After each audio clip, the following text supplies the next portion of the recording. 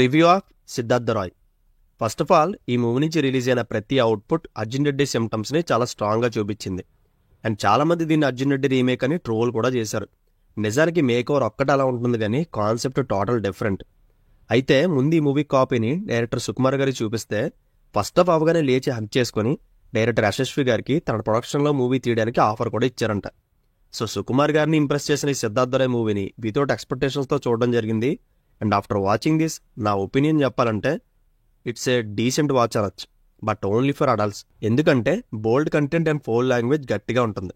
And ఈ movie గురించి డీటెయిల్గా మాట్లాడే ముందు ఒకసారి ప్రెమైస్ చూస్తే ఒక మనిషికి ఎమోషన్స్ లేకపోయినా అండ్ అదే ఎమోషన్స్ ఎక్స్టెంట్ వేలోకి వెళ్ళిపోయినా జరిగే కాన్సిక్వెన్సెస్ ఏంటి అనేది ఈ movie plot. And title justification లాగా ఇది ఒక క్యారెక్టర్ డ్రివెన్ ఫిలిం.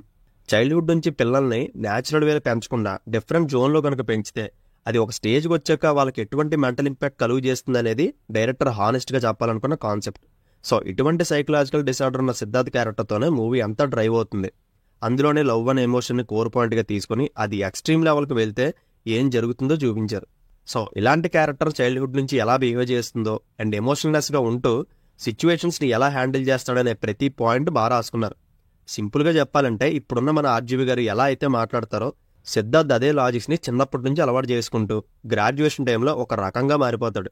అండ్ ఈ స్టేజింగ్ అయితే బాగా సెటప్ చేశారు. అండ్ ఫస్ట్ హాఫ్ అంతా సిద్ధార్థ్ ఎమోషనలెస్గా ఉంటే సెకండ్ హాఫ్లో అది ఫ్లిప్ అయ్యి ఎక్స్ట్రీమ్ ఎమోషన్స్కి టర్న్ అవుతాడు. అండ్ అది చూపించిన విధానం కూడా కొంచెం కన్విన్సింగ్గానే ఉంటుంది. బట్ ఇక్కడ ప్రాబ్లం ఏంటంటే ప్రొటాగనిస్ట్ ఇంటర్నల్గా ఎంత పెయిన్ ఫేస్ చేస్తున్నా కూడా మనం అతని ఎమోషన్కి డీప్ లెవెల్లో కనెక్ట్ అవ్వం. అండ్ పేపర్ మీద ఇవన్నీ రాసినప్పుడు హార్డ్ హిట్టింగ్ లవ్ స్టోరీలా కనిపించవచ్చు, కానీ ఎగ్జిక్యూషన్ పరంగా హీరో యాటిట్యూడ్ ఆ పెయిన్ని ఓవర్ షాడో చేసినట్టు అనిపించింది. అండ్ అస్తమానం హిందూ అని అరవడం, రచ్చ చేయడం ఇదంతా వీడి సైకోరా అన్నట్టుగా ఎక్స్పోజ్ అయింది, కానీ అతని పెయిన్ మనకు కనిపించదు.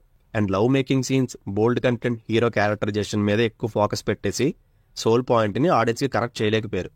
అండ్ అర్జున్ రెడ్డిలో కూడా బోల్డ్ కంటెంట్ ఉంటుంది, బట్ అతని ఎమోషన్కి మనం చాలా బాగా కనెక్ట్ అవుతాం కాబట్టి ఆ మూవీ అంత బాగా వర్కౌట్ అయింది.